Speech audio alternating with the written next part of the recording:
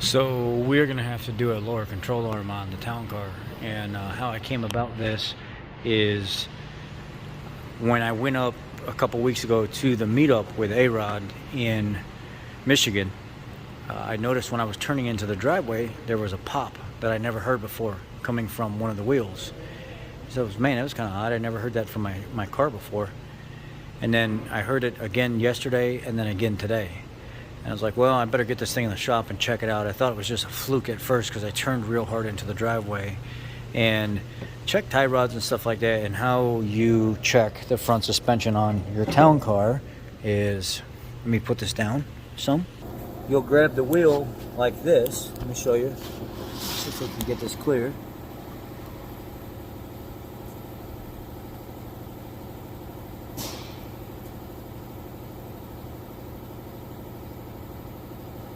And I'm shaking it side to side, and I don't feel any inner or outer tie rod play. I don't feel anything at all. And then I'll grab it top and bottom and rock the tire in and out, trying to check upper and lower ball joints. So I'll grab tread here on the top and grab here on the bottom, and I'll rock. Pushing in at the bottom, in at the top, in at the bottom, in at the top. And then I'll pull out. Pulling back. And I don't feel nothing. No play, no nothing at all. But I know something's there, and it's the same way on both sides. So, let me show you how to check these type of lower control arms on this type of setup. When everything feels fine and nothing feels like there's anything wrong, there's another method. Of course, you could put the vehicle towards the ground, take a pry bar, stick it up under the wheel, and do those kinds of things. I'll show you how that looks.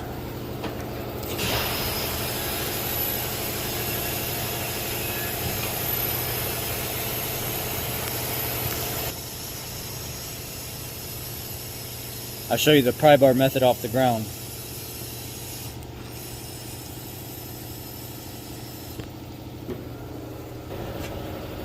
So I'm a little bit off the ground.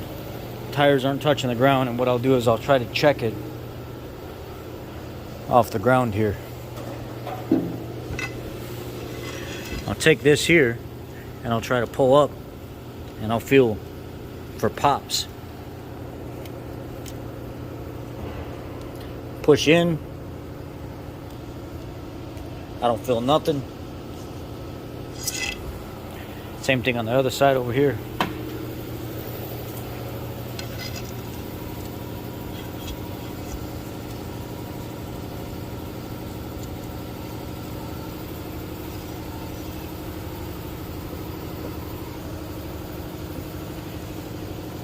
I don't feel nothing. But there's one way people often forget to check. Let me show you what that is. And get it up in the air, and then I'll show you what's going on here.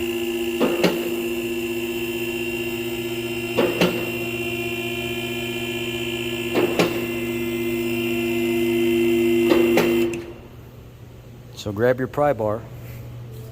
Let's go over here to the driver's side. You're gonna take your pry bar and you're gonna put it right underneath the tie rod end. You don't gotta be He-Man. Just barely get it on there and use it, and then you'll pry up. See how I'm pushing up here? I'm going up, and I'm gonna watch that joint right there. I don't see any movement at all. It's tight.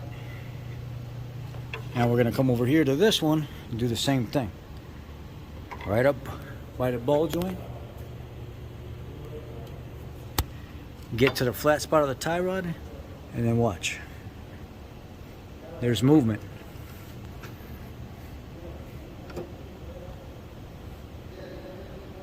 See that moving right there?